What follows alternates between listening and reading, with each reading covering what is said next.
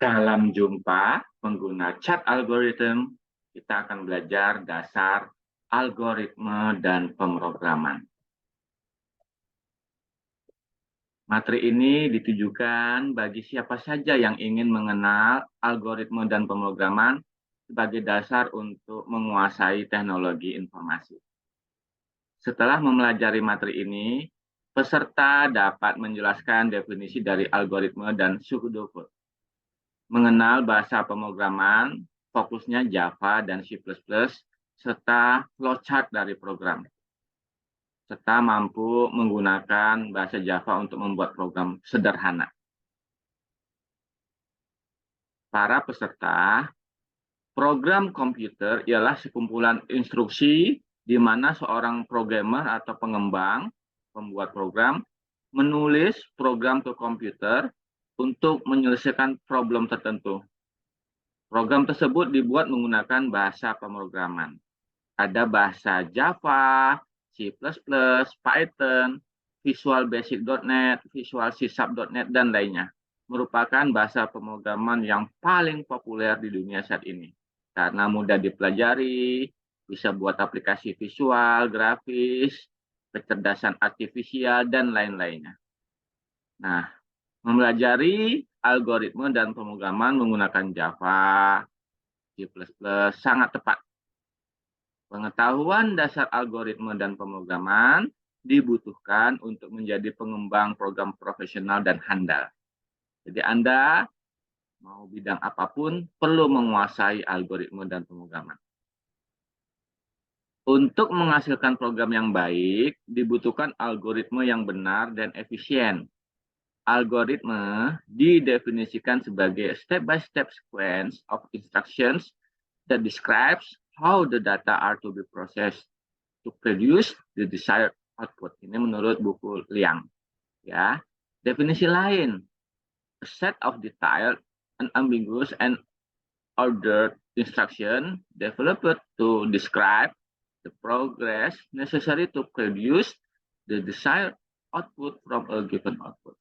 Jadi intinya algoritma adalah urutan langkah-langkah terstruktur untuk menyelesaikan suatu problem menggunakan komputer, ya, dengan input yang jelas dan output yang jelas.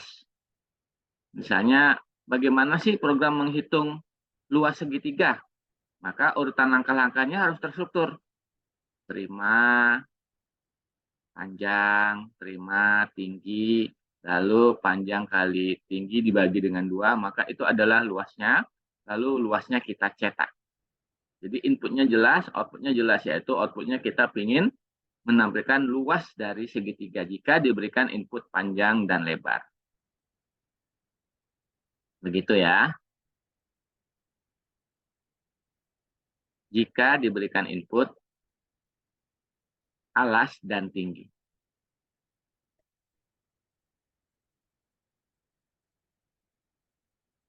Untuk membuat suatu program, dari kode program yang kita sudah buat harus dikompilasi namanya. Ya. Definisi dari bahasa pemrograman adalah urutan instruksi yang dapat diterjemahkan oleh komputer dan dieksekusi. Ya, dan suatu program itu bisa terdiri dari hanya 5 baris, 100 baris, 1000 baris, tergantung tingkat kesulitan dari program yang kita buat.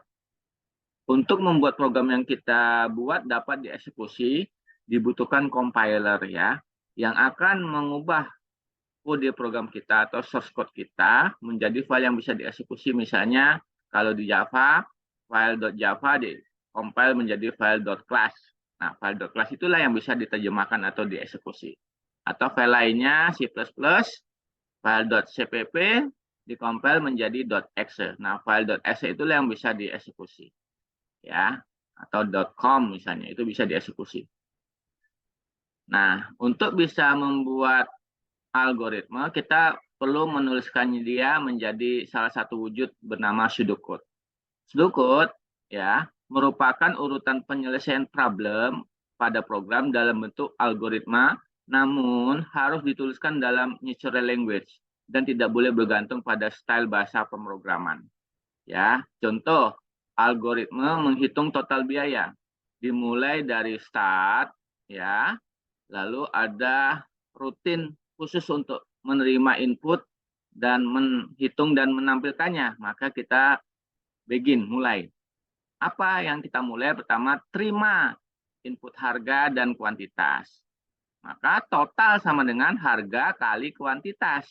Lalu kita ingin print total, cetak totalnya. Ini tentu dalam natural English yang mudah dipahami. Tidak tergantung pada bahasa pemrograman tertentu. Begin diakhiri dengan N. Nah, ini adalah pseudocode. Ya, runut, terstruktur urutannya. Ya, paham ya, mudah ya. Ini contoh dari pseudocode atau algoritma menghitung total biaya. Nah, perwujudan dari algoritma bisa juga menggunakan flowchart ya untuk menggambarkan alur pemikiran dari problem yang kita selesaikan. Harus dimulai dengan mulai atau start. Kita deklarasikan variabel-variabel yang dibutuhkan, misalnya variabel untuk menampung bilangan. Variabel itu penampung data sementara. Misalnya inputan tadi harga, kuantitas, dan lainnya. Masukkan nilainya, nilai bilangan yang kita inginkan.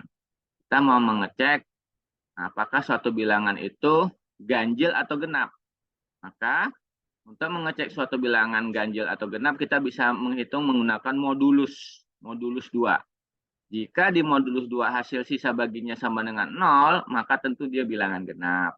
Jika tidak, hasil sisa baginya tidak sama dengan 0, ya, bilangan di modulus 2 sama dengan 0, ya, simbolnya seperti itu. Jika iya dia bilangan genap, jika tidak maka tentu bilangan ganjil. Misalnya sisa 1, tentu dia bilangan ganjil. Selesai. Begitu ya. Nah, flowchart lain contohnya untuk menghitung luas segitiga, start, masukkan alas, masukkan tinggi, luas. Rumusnya adalah alas kali tinggi bagi 2. Lalu kita print atau cetak luas. Stop. Ya. Jadi paham orang yang ingin mempelajari program yang Anda buat melalui algoritma, paham, oh urutan langkah-langkahnya seperti ini. Tadi kita lihat untuk menghitung apakah satu bilangan yang dimasukkan itu bilangan genap atau ganjil, ya, tentu simbolnya adalah modulo 2. Jika nilainya hasil sisa baginya sama dengan 0, maka dia adalah genap. Jika sama dengan 1, hasil sisa baginya maka adalah ganjil. Ini adalah dasar dari pemrograman komputer. Untuk mengecek kondisi dalam algoritma dan pemrograman, kita mengenal konsep if then else. Jika maka, ya. Bagaimana membuat pseudocode untuk mencari bilangan genap atau ganjil? Ya, tentu kita buat. Terima input bilangan dulu, read bilangan. Jika bilangan di modulo 2 sama dengan 0, then maka, ya, if bilangan di modulo 2 sama dengan 0, then maka cetak dia genap. Else selain dari itu. Jadi if itu jika, else selain dari itu. Dia akan print ganjil. Ya. If diakhiri dengan NI. Ini contoh pseudocode-nya ya. Mudah ya belajar algoritma. Nah, kita masuk ke bahasa pemrograman Java karena kita belajar algoritma dan pemrograman di chart algorithm itu berbasis bahasa pemrograman Java. Jadi tahun 1990-an insinyur Sun Microsystem namanya James Gosling, ya, dia pengembang kurang puas dengan bahasa pemrograman yang ada. Maka dia berusaha membuat satu bahasa pemrograman yang bisa dijalankan di mana saja, bisa untuk aplikasi internet dan lain-lainnya. Ya, maka diluncurkanlah bahasa Java.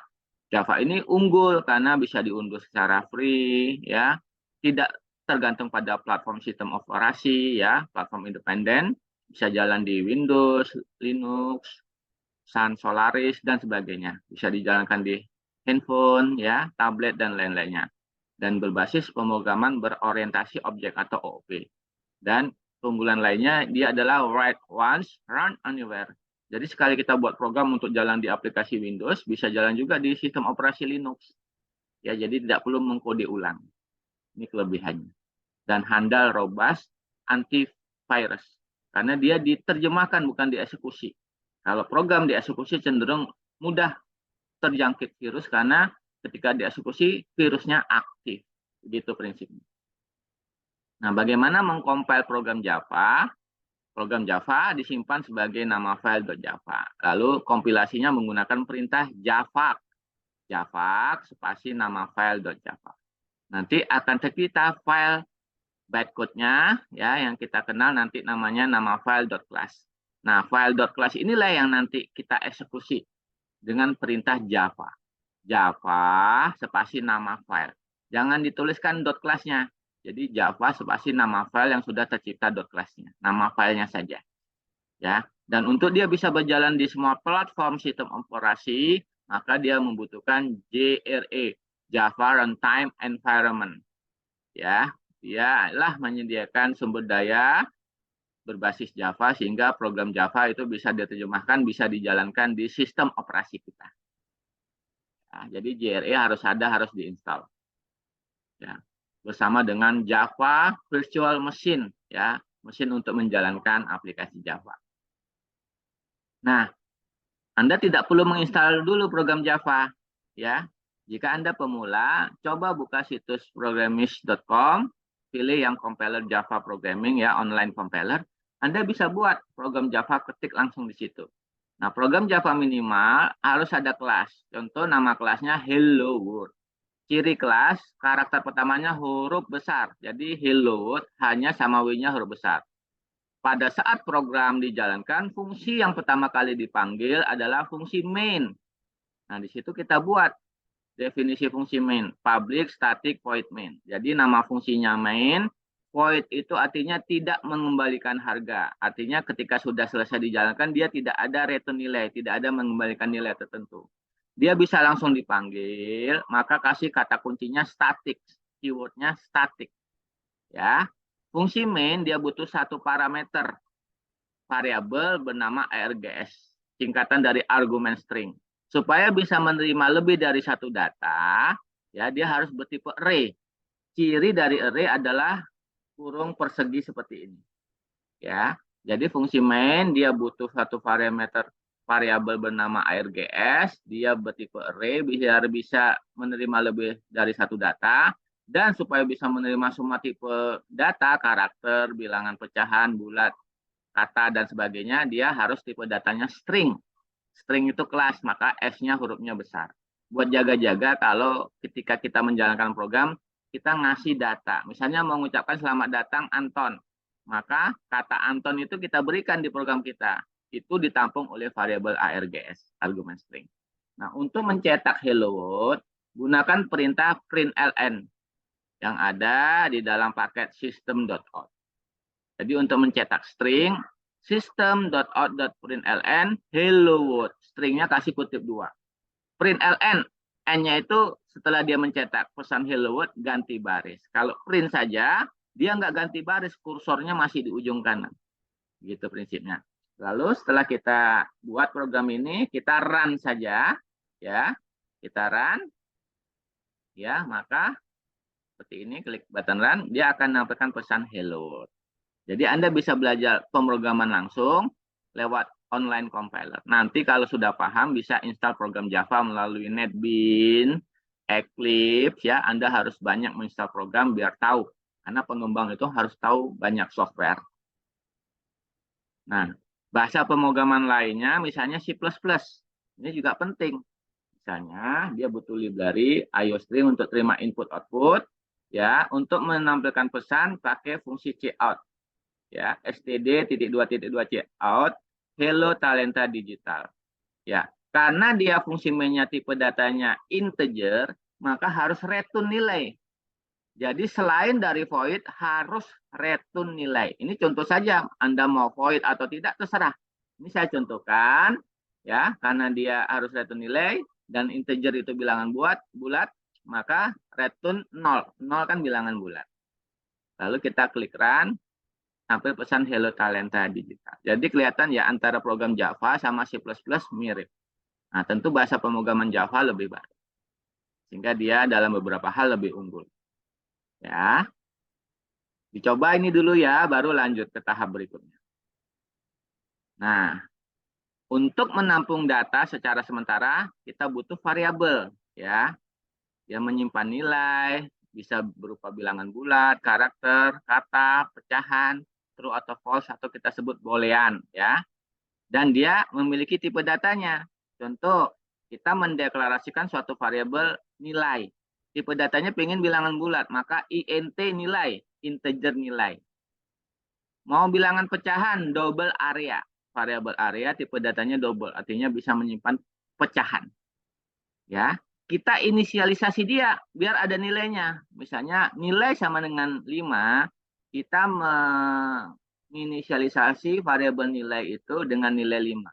Istilah lainnya assignment atau penugasan. Area karena pecahan kita tulis 20,58. Nah, itu menginisialisasi suatu variabel, ya. Jadi deklarasi hanya menuliskan nama variabel beserta tipe datanya.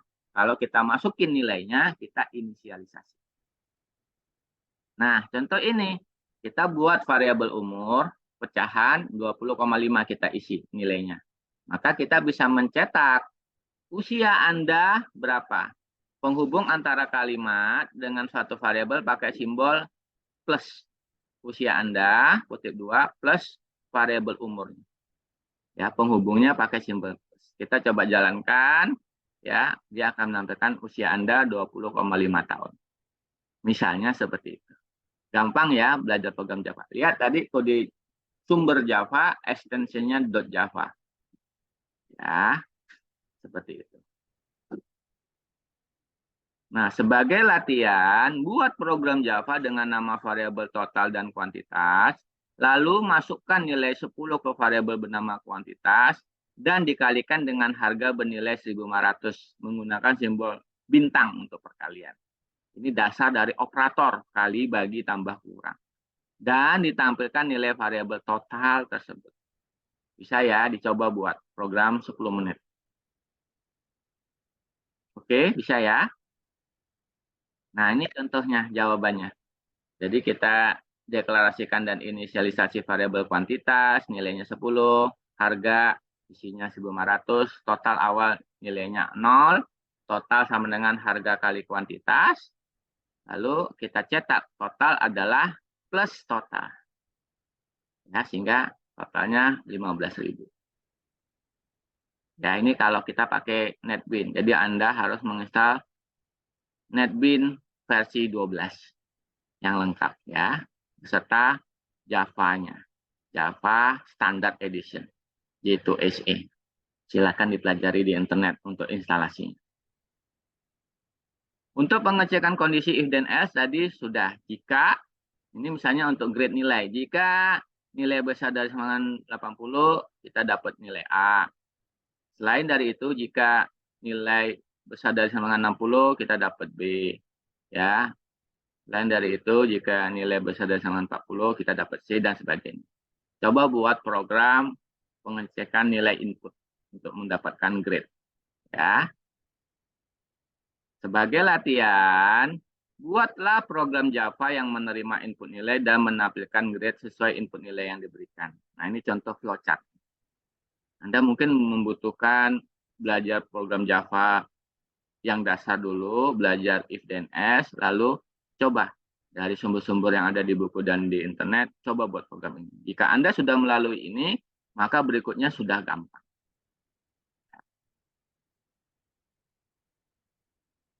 Nah, kita juga ingin membuat program visual. Kalau C++ visualnya salah satu yang terkenal Visual C++.net. Anda harus menginstal Visual Studio.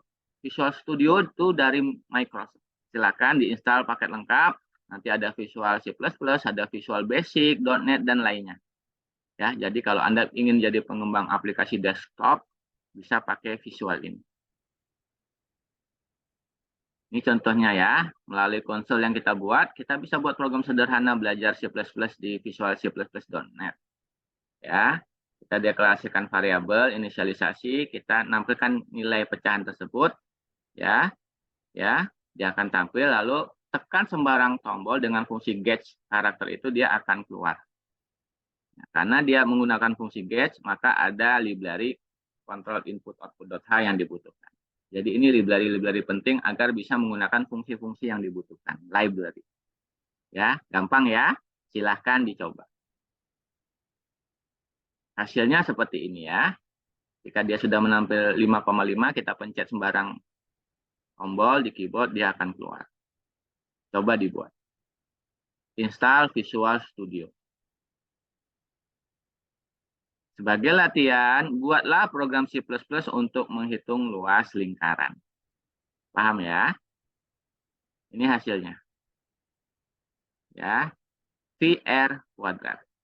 Kita masukin radiusnya, pi-nya, lalu dia akan menampilkan luasnya. Mana luas adalah VR kuadrat. Pengulangan. Untuk pengulangan, agar dia bisa misalnya mencetak berkali-kali berulang, kita pakai fungsi for. For nilai awal, misalnya variabel A sama dengan 0, A kurang dari 10, A plus plus. Jadi dia counter 0, 1, 2, 3. Sehingga dia bisa mencetak suatu nilai secara berulang-ulang. Ya, silahkan dicoba. Ini referensinya, silahkan coba online Java Programming di programish.com. Ya, tutorialnya banyak. Jika ada pertanyaan, bisa konsultasi ke saya. Sukses ya belajarnya. Terima kasih.